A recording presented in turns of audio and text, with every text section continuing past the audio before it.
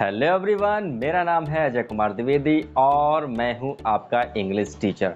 बच्चों, इससे पहले की क्लास में क्लास 9 की फर्स्ट बुक बी हाइव के लेसन नंबर 4 को हम लोग कर चुके हैं कंप्लीट।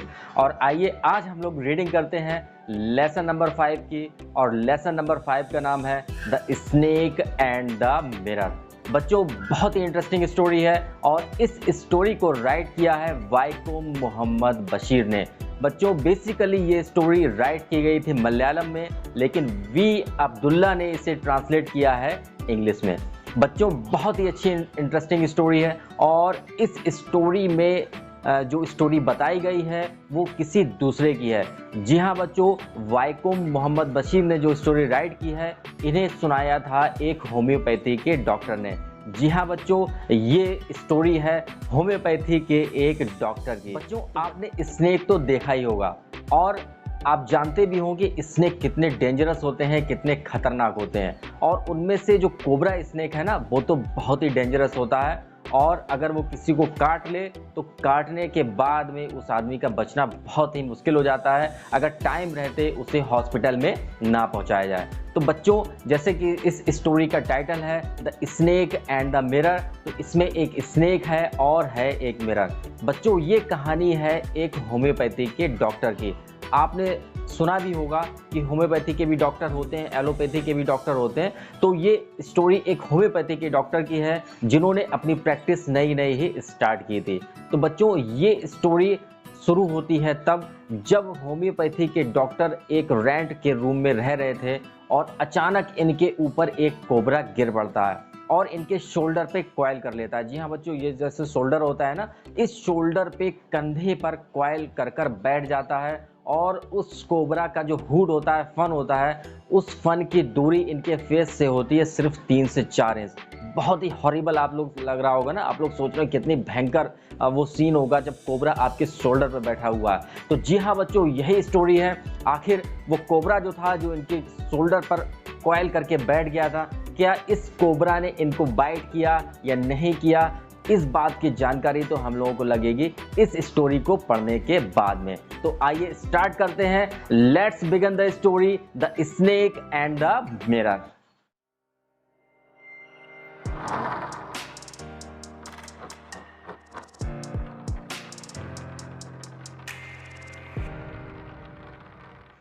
और बच्चों, ये स्टोरी है समर सीजन की।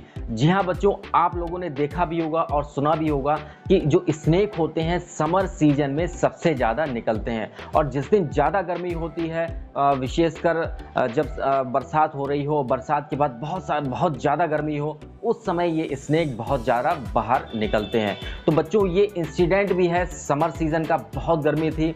ये जो होम्योपैथी के डॉक्टर साहब हैं जिनका ये इंसिडेंट है, घटना है, ये एक रूम पर रहा करते थे, गांव में वो रूम था और अपनी प्रैक्टिस किया करते थे। तो बच्चों, गर्मियों की एक बहुत ही ज़्यादा गर्मी की रात थी, समर सीजन था, बहुत भीषण गर्मी हो रही थी और पहले ज़माने में ज़्यादा इलेक्ट्रिसिटी भी गांव में नहीं थी। बच्चों, ये स्टोरी पुराने ज़माने की, बहुत पहले की स्टोरी है जब ये डॉक्टर साहब होम्योपैथी की प्रैक्टिस किया करते थे। तो बच्चों, ऐसी ही एक गर्मी की रात थी। रात के 10 बजे डॉक्टर साहब रेस्टोरेंट से खाना खाने के बाद अपने रूम पर आते हैं। अब क्योंकि गांव का माहौल था, गांव था, इसलिए वहां पर इलेक्ट्रिसिटी नहीं थी। ये मैच बॉक्स उठाकर अपनी लैंप को जलाते हैं और लैंप को जलाने पर थोड़ा सा रूम में उजाला हो जाता है। और रूम भी बहुत पुरानी टाइप का था। उसमें जो बीम लगे हुए थे, उस बीम पर बहुत सारे जो रैट्स थे ना, चूहे थे, वो चहलकदमी किया करते थे और लगातार रेल की तरह उस रेलिंग पर चला करते थे। तो बच्चों, थोड़ा सा उजाला होता है, इन्हें दिखाई पड़ता है कि कुछ चूहे उस बीम पर दौड़ रहे हैं और गर्मी बहुत थी। ये अपने शर्ट को उतार देते हैं और कोट को उतार देते हैं। इसके बाद में अपने रूम की दोनों विंडोज़ को खोल देते हैं और सोने की तैयारी करने लगते हैं। अपने बेड को लगाते हैं और ये अपने बेड को खिसका कर विंडो के पास ले जाते हैं। सोचते हैं कि विंडो के पास थोड़ी सी हवा आएगी।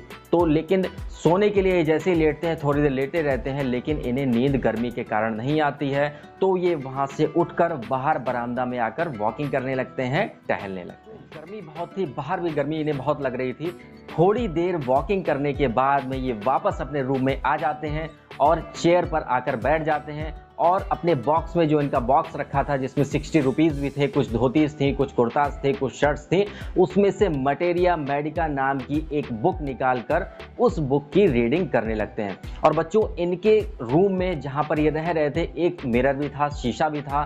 तो जैसे ही इनकी नज़र शीशे पर पड़ती है, वो शीशे के पास में एक कॉम्ब यानी कि कंघा भी रखा था, तो वो उठकर वहाँ शीशे के सामने पहुँच जाते हैं और अपने आप को देखने लगते हैं। दोस्तों ये डॉक्टर साहब जो थे अनमैरिड थे, इसीलिए इन्हें सजने संवरने का बहुत शौक था। तो शीशे के सामने खड़े हो जाते हैं और सोचने लगते हैं, अपनी शेविंग की तरफ देखते हैं, अपनी शेव की तरफ देखते हैं और कहते हैं कि मुझे डेली शेव करनी चाहिए, और कॉम्ब उठाकर बीच से मांग काट लेते हैं। इसके बाद ये सोचते हैं कि अब मुझे शादी भी, मैरिज भी कर लेनी चाहिए, और मुझे मैरिज करनी चाहिए एक डॉक्टर के साथ में, जो लेडीज़ होगी वो डॉक्टर ही हो और उसकी प्रैक्टिस बहुत अच्छी चल रही हो। और अगर वो मोटी हुई तो इससे अच्छी क्या बात होगी। अगर मैं कुछ गलती करूंगा और वो मेरे पीछे जब दौड़ेगी ना, तो वो मेरे पीछे दौड़ ही नहीं पाएगी। यही सब बातें जब ये डॉक्टर साहब सोच रहे होते हैं, तभी इन्हें एक अजीब सा साउंड सुनाई पड़ता है, लेकिन वो इस साउंड को कर देते हैं इग्नोर, क्योंकि इनके रूम में बहुत सारे रैट्स थे। तो वो सोचते हैं कि ये जो साउंड आ रहा है ये रैट्स का ही साउंड होगा। यही सब बातें सोचते हुए वो शीशे के सामने से, मिरर के सामने से वापस अपनी चेयर की तरफ आने लगते हैं, और जैसे ही चेयर पर बैठते हैं एक भयंकर सा कोबरा स्नेक ऊपर से इनके शोल्डर पर आकर गिरता है। और जैसे ही शोल्डर पर आकर गिरता है ये बहुत डर जाते हैं।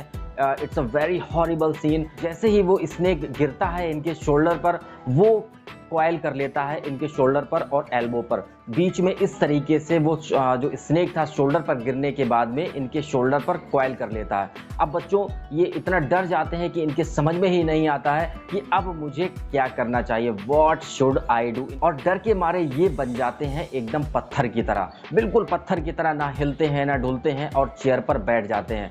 और बच्चों तभी थोड़ी देर बाद स्नेक के सामने जो मिरर रखा था, ये जो डॉक्टर साहब बैठे थे इनकी चेयर के सामने जो मिरर रखा था, थोड़ी देर बाद वो स्नेक जो था उस मिरर की तरफ अपने रिफ्लेक्शन को देखता है। और उस समय इनके मन में बड़े अजीब अजीब विचार आ रहे थे, थॉट्स आ रहे थे। ये सोच रहे थे अगर स्नेक ने इन्हें बाइट कर लिया तो आखिर इन्हें कौन सी मेडिसिन लेनी चाहिए, लेकिन मेडिसिन लेते कैसे, इनके पास तो कोई मेडिसिन थी ही नहीं। तो यही सब बातें इनके मन में आ रही थी। और जैसे ही स्नेक अपना रिफ्लेक्शन देखता है मिरर में, वो मिरर में रिफ्लेक्शन देखने के बाद में थोड़ा सा हिलता है मिरर की तरफ। तो डॉक्टर साहब ये सोचते हैं कि आखिर ये स्नेक सोच क्या रहा होगा, अगर ये मेल है या फीमेल है। अगर फीमेल होगा तो शायद ये तो नहीं सोच रहा होगा कि मुझे सिंदूर लगाना चाहिए या नहीं लगाना चाहिए, मुझे बिंदी लगानी चाहिए या नहीं लगानी चाहिए। यही सब कॉमेडियन विचार, कॉमेडी सीन क्रिएट यहाँ पर होता है, थोड़ी सी कॉमेडी भी है इसमें। यही सब विचार इनके डॉक्टर साहब के मन में आते हैं कि आखिर वो स्नेक क्या सोच रहा होगा।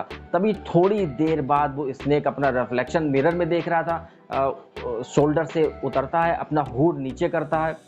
और बच्चों जब ये शोल्डर पर स्नेक बैठा हुआ था ना, तो इनके फेस से उसके हुड की जो दूरी थी, डिस्टेंस वो मैक्सिमम 3 से 4 इंचेस ही था। तो उन्हें काफ़ी डर भी लग रहा था। थोड़ी देर बाद अपने रिफ्लेक्शन को मिरर में देखने के बाद में जो स्नेक था वो अनकॉइल होता है और धीरे से इनके गोद में होता हुआ उस मिरर के सामने जाकर बैठ जाता है। बस फिर क्या था बच्चों, इन्हें तो मिल जाता है एक मौका वहाँ से भागने का। बस जल्दी से ये रूम से बरामदे की तरफ भागते हैं और वहाँ से भागकर आ जाते हैं अपने फ्रेंड के घर पे। जी हाँ बच्चों, अपने फ्रेंड के घर पर आते हैं और पूरी दास्तान, पूरी स्टोरी सुनाते हैं अपने फ्रेंड को। तो थोड़ी देर बाद ये पूरी बॉडी पर अपने ऑयल लगाते हैं और बात करते हैं, यानी कि स्नान करते हैं, नहाते हैं और साफ़ सुथरे धुले फ्रेश कपड़े वहाँ पर पहनते हैं। और नेक्स्ट मॉर्निंग जब वो अपने रूम पर पहुँचते हैं ना, तो वहाँ पर देखते हैं कि इनके रूम में जो भी सामान था, इनका एक बॉक्स रखा हुआ था, इनके कुछ क्लोथ्स थे, बॉक्स में 60 रुपीज़ थे। वो पूरा का पूरा जो बॉक्स था वो चोर वहाँ से लेकर भाग जाते हैं, यानी कि चोर चुरा ले जाते हैं और छोड़ जाते हैं सिर्फ एक वेस्ट जो कि गंदी थी। शायद जो थीफ था ना वो इसीलिए छोड़ गया था क्योंकि जो वेस्ट थी वो हो चुकी थी गंदी। तो बच्चों ये तो थी स्टोरी डॉक्टर साहब की, जिसे राइट किया था वैक्यूम मोहम्मद बशीर ने। और मलयालम से इंग्लिश में ट्रांसलेट किया था वी अब्दुल्ला ने। तो बच्चों, आपको ये स्टोरी कैसी लगी मुझे फ़ोन करके मैसेज करके ज़रूर बताइएगा। अगर आपको हमारा वीडियो अच्छा लग रहा है तो प्लीज़ हमारे चैनल को लाइक कर लीजिए, कमेंट्स कर दीजिए और हमारे चैनल को सब्सक्राइब भी कर लीजिए। और बच्चों, हर बार की तरह मैं आपसे फिर से यही कहूँगा कि अगर आपको हमारा चैनल अच्छा लग रहा है तो प्लीज़ हमारे चैनल को सब्सक्राइब कर लें, और सब्सक्राइब करने के बाद में जो छोटा सा बेल आइकन है ना, उस बेल आइकन को आप ज़रूर दबाइएगा, ज़रूर प्रेस करिएगा, ताकि जैसे ही हमारा वीडियो अपलोड होगा यूट्यूब पर सबसे पहले नोटिफिकेशन पहुंचेगा आपके पास में। तो बच्चों, इस समय हम लोग रीडिंग कर रहे हैं क्लास 9 की जो फर्स्ट बुक है बी हाइव का, और आज हम लोगों ने लेसन नंबर 5 को भी कंप्लीट कर लिया। तो लेसन नंबर 6 के साथ में हम लोग मिलेंगे नेक्स्ट वीडियो में। तब तक के लिए गुड बाय, थैंक यू।